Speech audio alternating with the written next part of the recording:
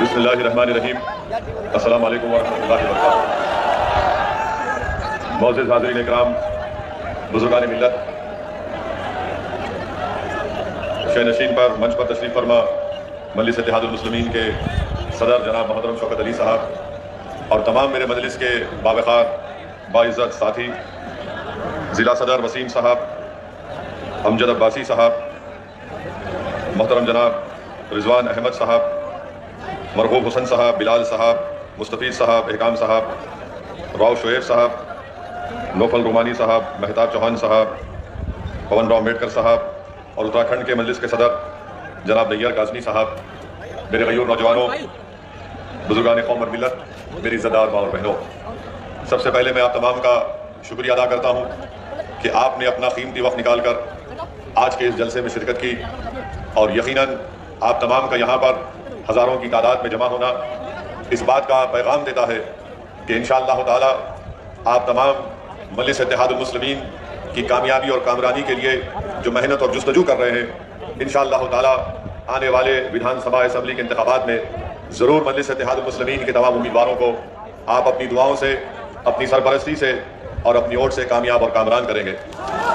मेरे अजीज़ दोस्तों और बुजुर्गों, ये मेरी खुशकिस्मती है कि मैं दोबारा अल्लाह सुब्हानहू व तआला ने मुझे इस तारीख़ी सरज़मीन पर आने का मौका दिया और अल्लाह ने मुझे एज़ाज़ बख्शा कि मैं एक ऐसी गयूर सरज़मीन पर बसने वाले गयूर अवाम से कुछ अपनी दिल की बात उनके सामने रख सकूँ। यकीनन ये तारीख़ी जगह है जहाँ से हमारे उलमाए कराम ने अंग्रेज़ों के ख़िलाफ़ ना सिर्फ जिहाद का फतवा दिया बल्कि इस मुल्क को 200 साल की अंग्रेज़ों की ग़ुलामी से अगर छुड़ाने का किसी ने काम किया तो इसी सरज़मीन पर बसने वाले वो मौज़िज़ उलमाए कराम थे जिन्होंने इस मुल्क को अंग्रेज़ों की ग़ुलामी से आज़ाद कराने के लिए एक बहुत बड़ा अहम रोल अदा किया। मैं अल्लाह से दुआ करता हूँ कि अल्लाह सुब्हानहू व तआला हमारे उन तमाम जय्यद उलमाए कराम को, उन मरूमीन को अल्लाह उनकी मग़फ़िरत करे, अल्लाह उनकी ख़बर को कुशादा फरमा दे, अल्लाह उनके दर्जात को बुलंद फरमाए और अल्लाह सुब्हानहू व तआला हम तमाम को उनका नेक नेमुल बदल बनाए। क्योंकि आज हमारा वतन अज़ीज़ फ़िरक़ा परस्ती की लहर में डूबा हुआ है, आज हमारा वतन अज़ीज़ नफ़रतों की फ़िज़ाओं में डूबा हुआ है। इसीलिए हमारे बुज़ुर्गों के क़ुरबानियों को हमको सामने रख कर दोबारा हमको जद्दोजहद का आगाज़ करना है और जहाँ पर हमारे बुज़ुर्गों ने इस मुल्क को अंग्रेज़ों की ग़ुलामी से आज़ाद करवाया, मैं आपसे अर्ज़ करने आया हूँ कि आज मौजूदा दौर में हमको हमारे मुल्क में जो नफ़रतों की फ़िज़ाओं में इजाफ़ा किया जा रहा है, जो भेदभाव किया जा रहा है, एक तरीक़े से हुकूमतें अक़लियतों को दबाने और कुचलने की बातें कर रही हैं। आज हमको दोबारा एक जद्दोजहद का आगाज़ करना पड़ेगा ताकि इस मुल्क को हम फ़िरक़ा परस्ती के जहर से पाक कर सकें, ताकि हम इस मुल्क को मुसलमानों की नफ़रत से पाक कर सकें, ताकि हम इस मुल्क की जो यहाँ पर हमारे बुजुर्गों ने आज से 70, 75, 80 साल पहले हमारे बुजुर्गों ने नारा दिया था कंपोजिट कल्चर का, इंडियन नेशनलिज्म का, आज हमको उस इंडियन नेशनलिज्म को बहाल करना है। आज हमको और आपको मिलकर अगर हम खराजी अकीदत पेश करना चाहते हैं रेशमी रूमाल के तहरीक के बानियों को, तो अल्लाह अगर उनकी रूहों को ज़बान देगा तो रेशमी रूमाल तहरीक चलाने वाले बुजुर्गों की रूहें हमको आज पुकार पुकार कर कह रही है कि हमने अपना सब कुछ कुर्बान कर दिया, हमने माल्टा की जेलों में मुश्किलात और मसाइब और मुश्किलात का तूफान का सामना किया।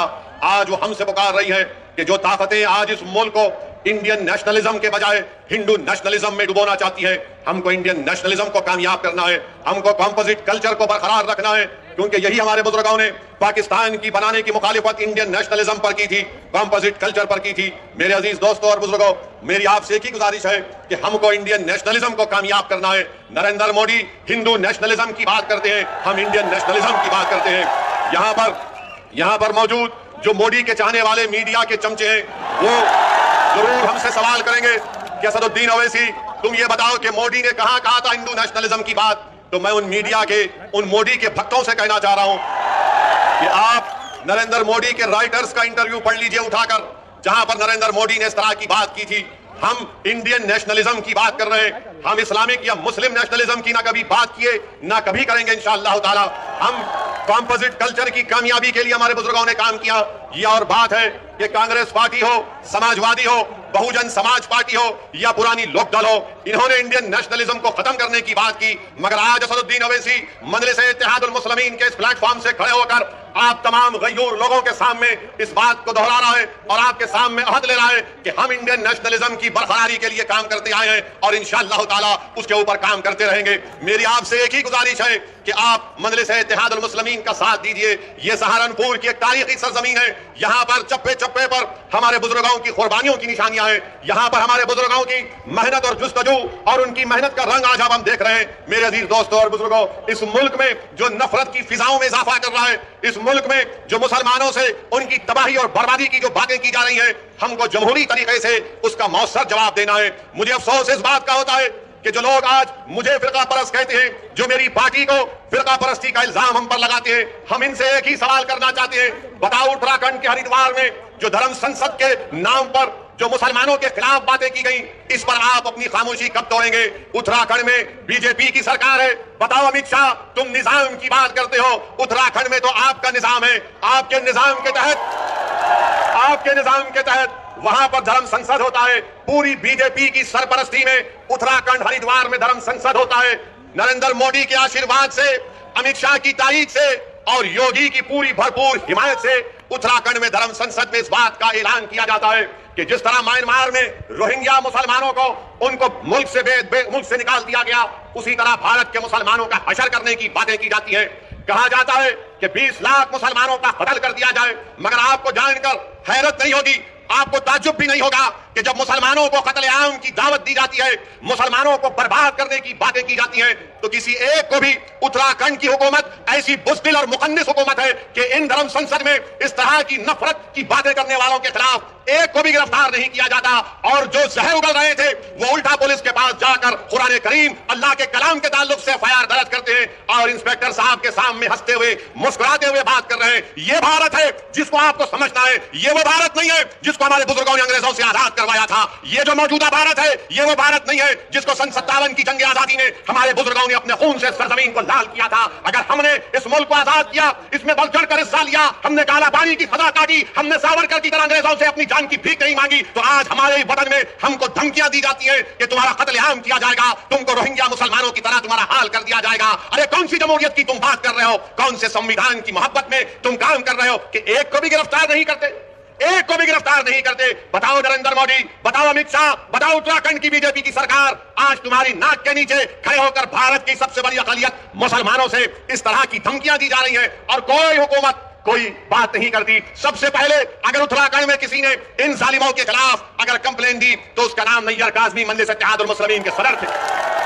उन्होंने जाकर पुलिस स्टेशन में कंप्लेन दर्ज कराई। अब नैयर काज़मी मुझसे कह रहे थे कि उत्तराखंड में जगह जगह पर उसके खिलाफ एहतजाज हो रहा है, तो उत्तराखंड की बीजेपी की सरकार नैयर काज़मी के पास अपने लोगों को भेजाकर कहती है कि नैयर काज़मी, अगर तुम एहतजाज को बंद नहीं करोगे तो हम तुमको जेल में डाल देंगे।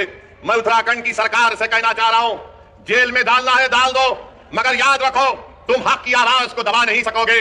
अगर आज नैयर काज़मी ने कंप्लेन दी तो भारत के संविधान को बचाने के लिए कंप्लेन दी। अगर आज मजलिस आवाज उठा रही है उत्तराखंड के धर्म संसद में जो जहर अफशानी की गई इसलिए कि भारत को बचाना है, ये भारत जो हमारा देश है, हमारा वतन अजीज है, इस भारत का कोई मजहब नहीं है। ये भारत ना हिंदुओं का है, ना मुसलमानों का है, ना ईसाइयों का है, ना सिखों का है। ये भारत किसी का भी नहीं है, ये भारत सबका है, चाहे वो खुदा को मानता हो या ना मानता हो। ये भारत की खूबसूरती है। बीजेपी इसको सिर्फ एक मजहब से जोड़कर ये बताना चाहती है कि ये मुल्क सिर्फ एक मजहब का है या एक आरएसएस की आइडियोलॉजी के मानने वालों का है। आरएसएस वालों, तुम क्या एक मिसाल पेश कर सकते हो कि मुल्क की जंग आजादी में तुम्हारे कौन से लोगों ने अंग्रेजों के खिलाफ आजादी में हिस्सा लिया? क्या तुम्हारे किसी एक लीडर का तुम नाम बता दो। अरे तुम तो अंग्रेजों से मिले हुए थे। तुम्हारे उस वक्त के सरसंघचालक ने कहा था, तुम्हारे उस वक्त के सरसंघचालक ने कहा था कि आजादी की लड़ाई में हिस्सा मत लो। नाम लो मैं उनका। मेरे अजीज दोस्तों और बुजुर्गों, आज आरएसएस भारत के मुसलमानों को देशभक्ति सिखा रही है। जब जरूरत थी अंग्रेजों के खिलाफ लड़ने की तो आप तो खामोश बैठे हुए थे। जब जरूरत थी जेल को जाने की तो आप अपने घर में बैठे हुए थे। अरे हमने हर मैदान में इस मुल्क को अंग्रेजों की गुलामी से आजाद करवाया। नरेंद्र मोदी की जबान से आप कभी नहीं सुनेंगे कि आरएसएस ने इस मुल्क की आजादी के लिए अपना खून या पसीना बहाया। नरेंद्र मोदी बात करेंगे औरंगजेब की, नरेंद्र मोदी बात करेंगे शिवाजी की। नरेंद्र मोदी कभी बात करो सन 57 की जंग आजादी में। बताओ ये लोग आज जो नफरत फैला रहे हैं इनका क्या रोल रहा? इनका कोई रोल नहीं रहा। बात करते हैं तो जिना की बात करते हैं। अरे इसी सरजमीन से हमने टू नेशन थियरी को रिजेक्ट किया, मुस्तरद किया। हमने इंडियन नेशनलिज्म और कॉम्पोजिट कल्चर की बात की थी। अगर आज हम यहां पर सहारनपुर में है, देवबंद में है, गंगों में है, तो वो जिना के पैगाम को ठुकराने की सबसे बड़ी जीती जाती मिसाल है। मगर इनको सिर्फ जिन्ना याद आता है। समाजवादी को भी आजकल जिन्ना याद आ रहे हैं। अखिलेश को भी जिन्ना जबान पर चढ़ गया। बीजेपी के तो दिलो दिमाग पे चढ़ता ही रहता है। मेरे अजीज दोस्तों और बुजुर्गों, एक और धर्म संसद हुआ छत्तीसगढ़ में। कांग्रेस ने कहा जब बीजेपी कर सकती है तो हम क्यों पीछे हटे। कांग्रेस की सरकार छत्तीसगढ़ में, वहां पर धर्म संसद होता है और उस छत्तीसगढ़ रायपुर के धर्म संसद में कांग्रेस का कैबिनेट रैंक का मंत्री बैठा हुआ है, बीजेपी के बड़े बड़े नेता बैठे हुए हैं और उसमें से एक महाशय ने महात्मा गांधी को गाली दे दी, गोडसे की तारीफ कर दी और साथ में मुसलमानों के खिलाफ जहर बका। उसी धर्म संसद में यह भी कहा गया, अगर मैं कहूं आपके सामने तो यकीनन मुझे कहना पड़ेगा क्योंकि रिकॉर्ड है। रिकॉर्ड में उस रायपुर के धर्म संसद में क्या क्या कहा गया, उसमें एक मोहतरमा भी थी।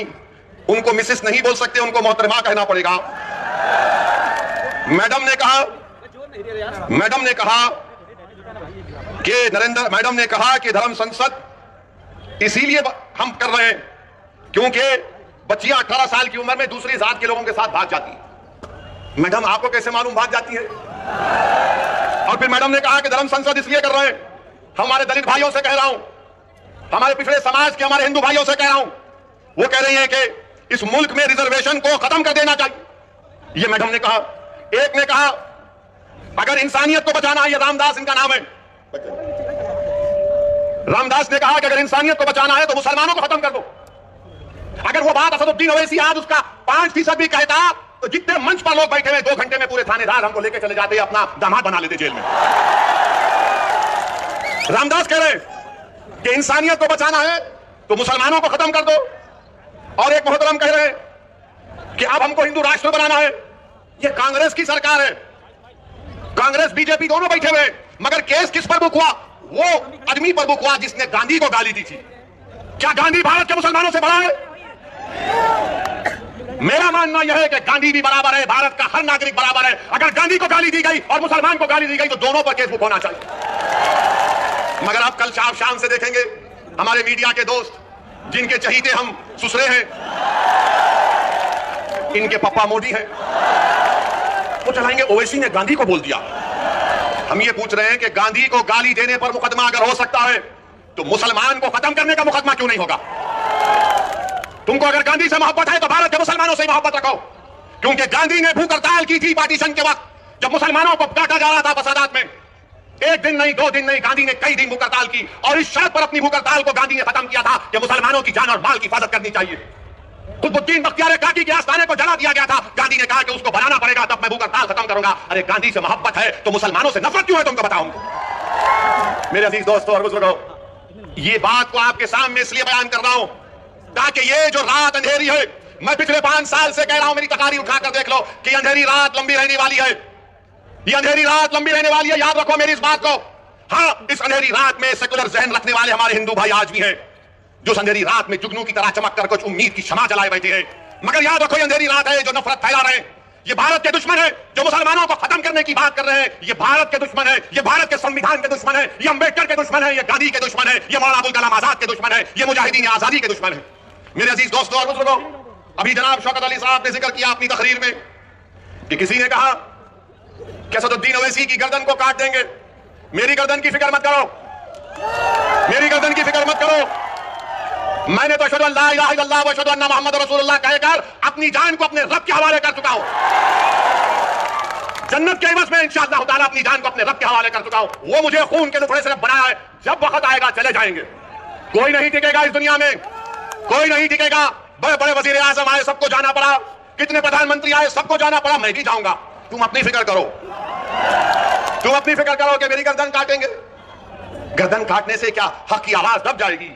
क्या गर्दन काटने से सच्चाई छुप जाएगी? क्या गर्दन काटने से जालिम के खिलाफ आप लोग नहीं लड़ेंगे? क्या गर्दन काटने से आप मजलूमों का साथ नहीं देंगे? क्या गर्दन कट जाने से आप इन जालिमों के खिलाफ एक शीशा पिलानी दीवार नहीं बनेंगे?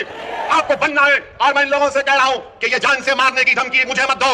मैं जब 12 साल की उम्र का था, जब से अपने घर के सामने ये संघ परिवार के लोग हमारे घर के पास आकर नारे लगाते थे मेरे छोटे भाई अकबर भी इसको जानते हैं, जिस पर हमारे घर के सामने आते थे और नारा लगाते थे कि मुसलमान कब्रिस्तान या पाकिस्तान। 15-20 लोग आते थे, हमारे एक ताया थे, वो जब भागते थे तो पूरी अपनी चप्पलें छोड़कर भाग जाते थे। मेरी गर्दन की अहमियत मत करो, भारत की फिक्र करो।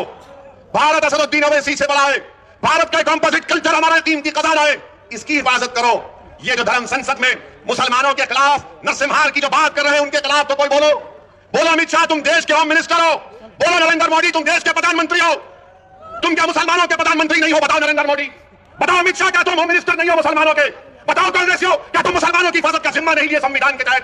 कोई नहीं बोलेगा। मगर जब इलेक्शन आएगा उत्तर प्रदेश का तो एक मुसलमान से डर दिखाएगा, एक बीजेपी का डर दिखाकर मुसलमानों को बेवकूफ बनाकर और हासिल करेंगे।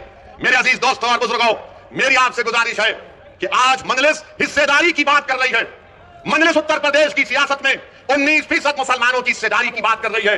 अगर मैं हिस्सेदारी की बात कर रहा हूं तो Samajwadi party, BSP, Congress, BJP, RLD सबके पेट में दर्द शुरू हो जाता है। क्यों दर्द शुरू होता है? वो नहीं चाहते कि मुसलमान बराबरी पर आ जाए, वो ये चाहते हैं कि मुसलमान दरी बिछाता रहे, दरी बिछाता रहे, दरी बिछाता रहे। वो ये चाहते हैं कि मुसलमान दरी बिछाता रहे, उसको बेशर्म किया जाए, मगर उसके मुकद्दर में दरी बिछाना है। मैं तुमसे कह रहा हूं कि दरी अब तुम नहीं बिछाओगे, तुम कुर्सी पर बैठोगे और राज भी करोगे इंशाअल्लाह। तुम अपने मुकद्दर के फैसले आप कर सकते हैं। परसों आपने समझा कि नहीं कांग्रेस का साथ देंगे, कांग्रेस हमारे मुकद्दर के अच्छे फैसले करेगी। कांग्रेस ने क्या दिया हमको? शहादत बाबरी मस्जिद, हाशिमपुरा, मलियाना दिया। तो कभी हमने समाजवादी का साथ दिया, कहा कि मौलाना मुलायम है, मगर मौलाना तो नहीं निकले, अपने यादव परिवार को आगे बढ़ा दिया। तो कभी आपने कहा कि चलो इनके बेटे का साथ देते हैं, तो हमको क्या मिला? मुजफ्फरनगर मिला। फिर आपने बीएसपी का साथ दिया, कौन सा हिस्सा मिला आपको? कौन सा हिस्सा मिला आपको? सबसे ज्यादा जेल में उत्तर प्रदेश में अगर अंडर ट्रायल कोई है तो मुसलमान है 28%। सबसे ज्यादा कम ग्रेजुएट है तो मुसलमान है 2%। सबसे ज्यादा प्राइमरी स्कूल में कम पढ़ने वाले बच्चे हैं तो मुसलमान है। बताओ ये कब खत्म होगा? यही चीजें जब हम पढ़ते हैं तो मेरी जबान में तेजाबी पैदा हो जाती है। मेरे अजीज दोस्तों और बुजुर्गों, याद रखो मेरी इस बात को, कामयाबी लिखना ये अल्लाह का काम है, तुम्हारे हाथ में नहीं। अल्लाह अगर कामयाब करना चाहा तो अल्लाह आपके दिलों में मोहब्बत को डालेगा। मगर मेरी इस बात को याद रख लो, अगर नाइंसाफी का आप खातिमा करना चाहते हैं, मैं सहारनपुर की इस मुबारक और तारीखी सरजमीन में खड़े होकर आपसे हाथ जोड़कर अपील कर रहा हूं कि तुमने 60 साल कांग्रेस का, आरएलडी का, समाजवादी का, बीएसपी का साथ दिया। एक मर्तबा अपनी क़यादत को बनाओ, अपनी पार्टी को मजबूत करो, अपनी नेता को बनाओ जो तुम्हारे इशारे पर उठेगा, जिसकी दिलों में तुम्हारी मोहब्बत होगी, जिसकी जबान पर सपा, बीएसपी, कांग्रेस का डर नहीं होगा, उसकी जबान पर तुम्हारे इंसाफ के मुतालबे रहेंगे। वो तब होगा जब आप अपने वोट से मजलिस के उम्मीदवारों को कामयाब करेंगे और लखनऊ में उत्तर प्रदेश की विधानसभा को भिजाएंगे। लोग उठकर कहेंगे मेरे आज के इस भाषण के बाद कि ओवैसी जज्बाती तकरीर तो करता है, मगर अगर मजलिस के 8-10 एमएलए विधायक जीत जाते हैं तो क्या होता है? 400 की विधानसभा में मुझे किसी ने कहा था, किसी एक सेकुलर पार्टी के एक शख्स ने पार्लियामेंट में मुझसे कहा था, अरे ओवैसी तुम उत्तर प्रदेश को जाते हो, गर्म भाषण देते हो, मगर अगर तुम्हारे विधायक जीत जाएंगे तो क्या होगा? मैंने कहा सर अभी पार्लियामेंट में तकरीर है, आकर बैठिए। उस वक्त हमने कहा आइए बैठिए। बोले क्या बोलोगे? मतलब 4-5 मिनट हम बोलते हैं, बैठकर देखिए मजा आएगा। हमारा अल्लाह ने हमको बोलने की सलाहियत दी और फिर उसके बाद हम जब बाहर निकले हमने कहा बताओ कैसा लगा? तो कहा अगर तुम्हारी तरह बोलने वाले उत्तर प्रदेश की विधानसभा में पहुंच जाएंगे तो उत्तर प्रदेश में मुसलमानों की सफों में इनकलाब बर्पा हो जाएगा और इनकलाब बर्पा होगा इंशाअल्लाह ताला। इंशाअल्लाह ताला इनकलाब बर्पा होगा, क्योंकि अब तक हमने अपनी जबानों को दबा कर रखा। अब तक हमने अपने दिलों में जो हमारी ख्वाहिशात थी, जो उमंगें थी, जो ख्वाबें थी, उनको दबा कर रखा। मेरे गयोर नौजवानों, मेरे इज्जतदार कौम और मिल्लत के बुजुर्गों, उलमाए दीन से मैं आपसे गुजारिश कर रहा हूं कि इन ख्वाबों को पूरा उसी वक्त किया जा सकता है जब हम अपनी पार्टी के सियासी नुमाइंदों को कामयाब करेंगे। कोई उठकर बोलेगा ओवैसी मुसलमान अगर जीतेगा तो क्या सांप्रदायिकता को फायदा नहीं पहुंचेगा? मैं कहूंगा कि फिरका परस्ती खत्म होगी, फिरका परस्ती खत्म होगी अगर मुसलमानों के नुमाइंदे कामयाब होंगे। कोई पूछेगा कैसे? तो दैनिक भास्कर अखबार उठाकर देख लो आप। दैनिक भास्कर अखबार ने लिखा कि उत्तर प्रदेश में डीएम डिस्ट्रिक्ट कलेक्टर 28% ठाकुर है और ब्राह्मण समाज के हमारे भाई 22% है और 5% दलित और शेड्यूल ट्राइब से। कितनी आबादी में हिस्सा होगा ठाकुरों का और हमारे ब्राह्मण भाइयों का? 15-16% के करीब होगा, मगर 50% डीएम उनके हैं। 50% डीएम उनके।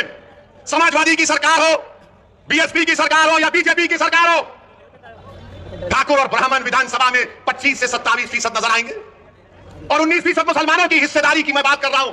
नहीं सांप्रदायिकता को फायदा मिलेगा, फिरका परस्ती बढ़ेगी। ये करेंगे तो बहुत अच्छा, ये दूध के नहले में है, ये बड़े पाकीज़ा है।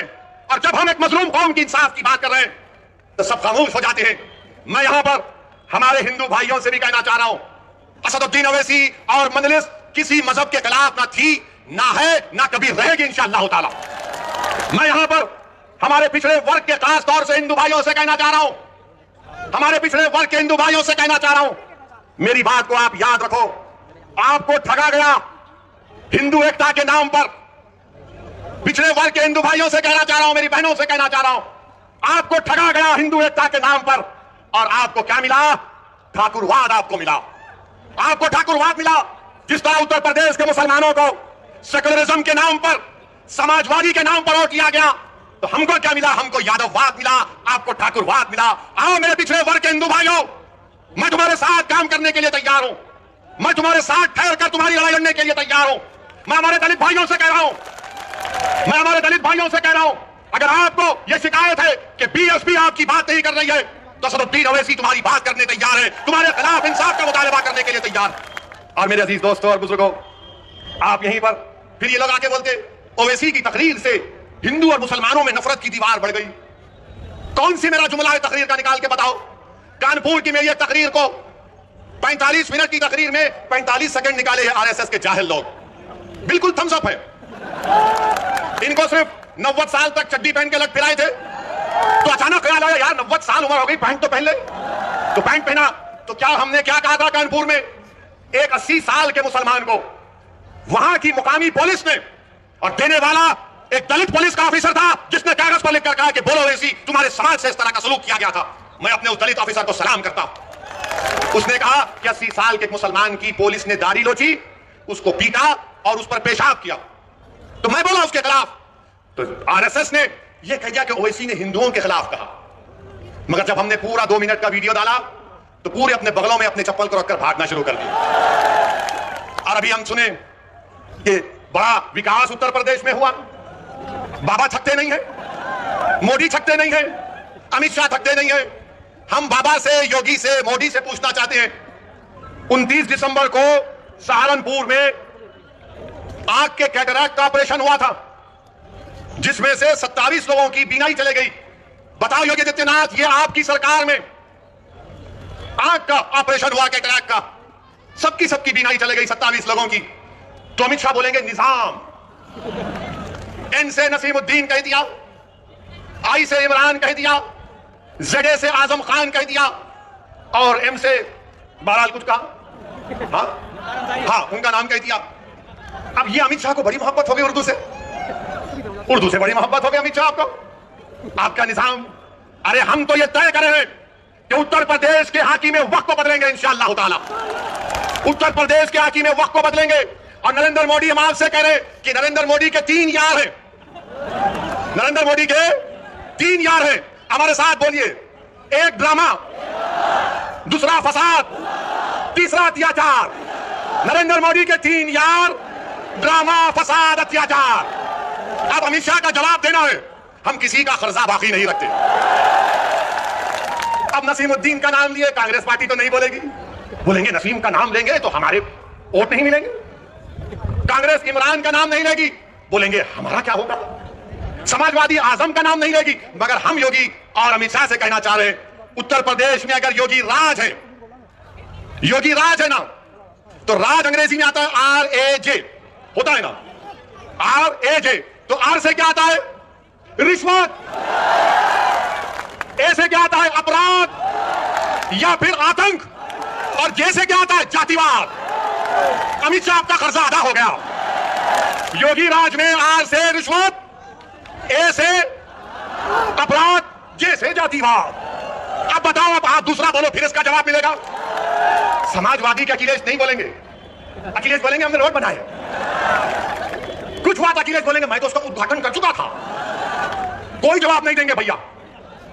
यकीनन अखिलेश ने उद्घाटन किया, तुमने मुजफ्फरनगर का किया, और योगी की सरकार ने एनकाउंटर पर उसका खात्मा किया।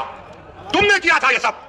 तुमने जो कुछ शुरू किया उसको बीजेपी ने मुकम्मल किया। आज मेरे अजीज दोस्तों और बुजुर्गों, यही बात हम आपसे कहने आए हैं कि आज ये बेहद विधानसभा में पीने के पानी की किल्लत है, बहुत पानी की पीने की किल्लत है।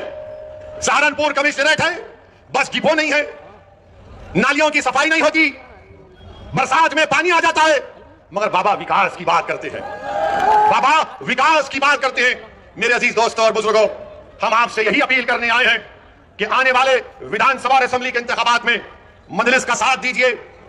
मैंने यह फैसला किया और फिर कह रहा हूं, हमने ये कहा कि हम कांग्रेस और बीजेपी को छोड़कर किसी से भी अलायंस करने के लिए तैयार हैं। तो सुनिए, तो एबीपी के चैनल पर एक मशहूर जर्नलिस्ट है पंकज साहब ने अखिलेश से पूछा कि आप ओवैसी से समझौता क्यों नहीं कर लेते, तो अखिलेश ने जवाब दिया कि ओवैसी पर बहुत से इल्जाम लगते हैं। अखिलेश साहब, इल्जाम तो हम पर ही लगता है ना, आप पर तो कुछ नहीं लगता। रिवर फ्रंट आप बनाए, आप पर कोई इल्जाम नहीं। लखनऊ से कानपुर रोड आप बनाए, आप पर कोई इल्जाम नहीं। आपने सब कुछ किया, आपके 10-10 उंगलियां घी में थी, मगर आजम पर इल्जाम लगा बकरी चोरी का और भैंस चोरी का। यह इल्जाम सिर्फ हम पर लगता है, यह 60 साल से हम पर इल्जाम लग रहा है, कभी आतंकवाद का, कभी फिरका परस्ती का, कभी पुलिस को मारने का, तो कभी किसी और इल्जाम का। अखिलेश यादव साहब, इल्जाम तो भारत के मुसलमानों के मुकद्दर का हिस्सा बन चुका है, अब हम इल्जामात की फिक्र नहीं करेंगे। सुन लो अखिलेश यादव, मुझे तुमसे कोई सर्टिफिकेट की जरूरत नहीं है, मैं इस जनता के दरमियान में जाकर अपनी दिल की बात करूंगा और इनके दिल को जीतूंगा और इनसे वोट का मुतालबा करूंगा। तुम क्या दोगे? तुम 11% यादव हो, हम 19% मुसलमान हैं। अगर तुम मुख्यमंत्री बने और जनाब मुलायम सिंह बने तो मुसलमानों के वोट की खैरात से बने, तुम याद रखो इस बात। हम पर इल्जाम, अरे हमारे पे कुछ इल्जाम लगा, हमारी तारीख कहा है, हमारी नबी की सीरत की किताबें पुकार पुकार कर कह रही हैं कि जिस पर इल्जाम लगता है अल्लाह उसको कामयाब करता है और करेगा इंशाअल्लाह। इल्जाम है, कोई बात नहीं है, मगर याद रखो, चुनाव के बाद बच्चों की तरह नहीं होना, चुनाव के बाद बच्चों की तरह सिसक कर नहीं होना। हम तो रोते हैं अपने रब के सामने हाथ उठाकर, हम इन जालिमों के सामने अपनी बेबसी का इजहार नहीं करते, हम रब्बे कायनात के सामने अपनी बेबसी का इजहार करते हैं, क्योंकि वो गफूर रहीम है, वो सत्तार है, वो गफ्फार है, वो लतीफ है, और अल्लाह हमको कामयाब और कामरान करेगा। मेरे बस में इतना है, शौकत के बस में इतना है, महताब और हमारे अंबेडकर साहब की ताकत में बस इतना है कि हम आपके पास जाकर अपनी बात को पूरी इखलास के साथ रख रहे हैं। दिलों में मोहब्बत डालने वाले का काम तो अल्लाह का है, दिलों को मोड़ने का काम तो अल्लाह का है। मैं तो बार बार कह रहा हूं कि अपने दिल पर हाथ रखकर मैंने आज आधे घंटे 40 मिनट में जो कुछ कहा, सोचो। आप अपने घर को जाओ, रात के अंधेरे में अगर तुम उठते हो तो सोचो इस बात को, कब तक हम सिस्कियां लेकर, कब तक हम इस गैर यकीनी कैफियत में अपनी जिंदगी को गुजारेंगे। भारत की जमहूरियत, अंबेडकर का बना हुआ संविधान हमको इस बात की इजाजत देता है कि हम सियासत में अपने नेता को अपनी हिस्सेदारी की बात करें, हिस्सेदारी का हिस्सा लें और अपनी क़यादत को, सियासी लीडरशिप को बनाएं।